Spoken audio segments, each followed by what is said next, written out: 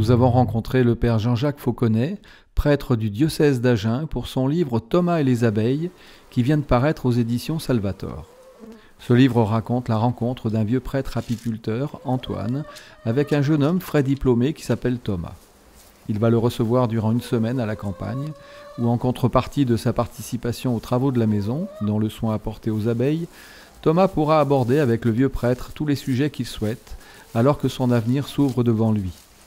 Nous assistons durant une semaine à de beaux échanges et discussions sur de nombreux sujets comme par exemple le bien, le mal, la conscience, la foi chrétienne, qui vont constituer une initiation philosophique et spirituelle pour le jeune homme. Merci beaucoup, Père, de nous avoir reçus chez vous. Vous venez de publier un livre, Thomas et les abeilles, une initiation philosophique et spirituelle. La première phrase: qui nous fera voir le bonheur? C'est une phrase déjà ancienne, car elle fait partie d'un psaume. Oui. Alors pourquoi je l'ai prise? Parce qu'il me semble que c'est une quête un peu désespérée de nos jours. Dans nos pays, au moins, on parle d'une crise après une autre crise. Il y a un certain malaise, un certain mal-être, alors qui tient certainement à des conditions extérieures, objectives, mais plus encore, me semble-t-il, à ce que nous avons oublié ou que nous refusons certaines notions que nos prédécesseurs avaient élaborées. Et j'essaie dans cet ouvrage de les rappeler, de les présenter dans une manière abordable à notre époque. Donc ce jeune Thomas s'intéresse à beaucoup de choses. Il s'intéresse aux abeilles d'une part, et ça vous y intéressez aussi. Voilà. C'est un peu le prétexte du livre, parce que j'ai utilisé la technique, si l'on peut dire, ou le genre littéraire du dialogue fictif.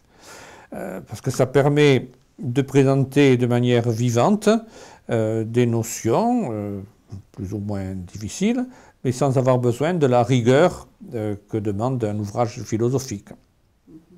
À un moment donné, dans le livre, Thomas vous dit à Antoine, si je comprends bien, la joie devrait être notre état normal.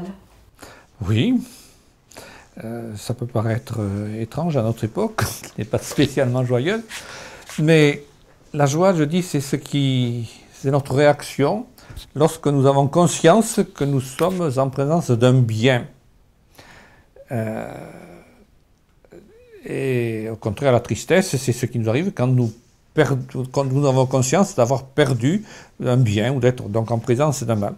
Et la joie, si vous voulez, c'est comme si on entrait en résonance avec le bien qui nous est présent. Alors il y a des biens de divers ordres.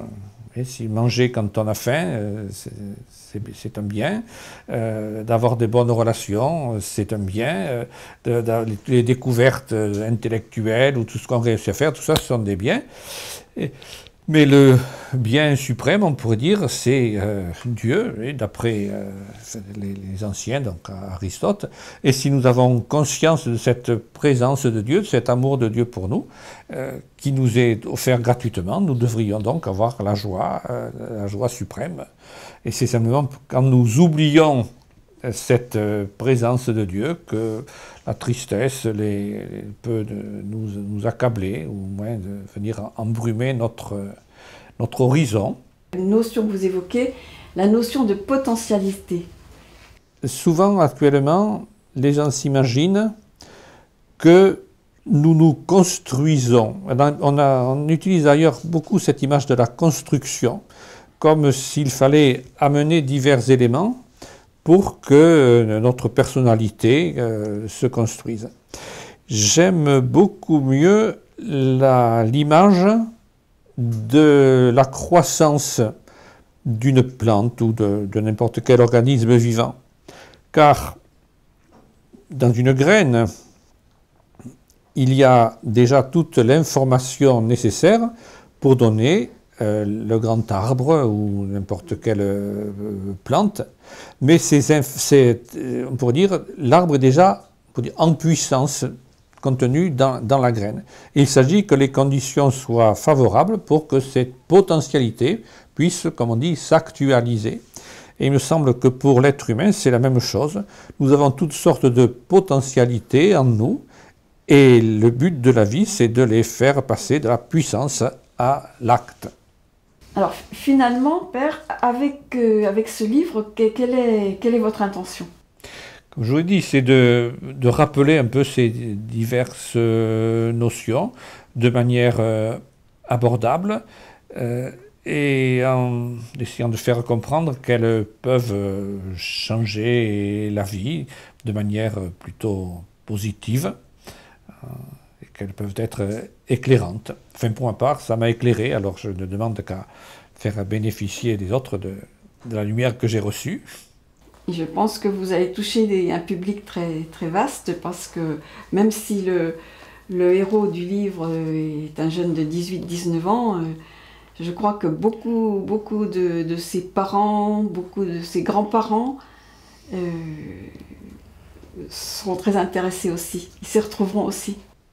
Sans doute. Alors les parents, ça leur rappellera des choses peut-être, et les jeunes en découvriront, puisqu'on ne leur a pas encore enseigné.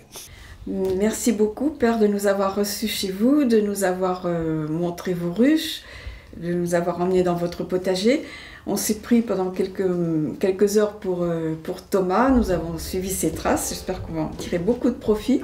Et bonne chance au livre. Merci.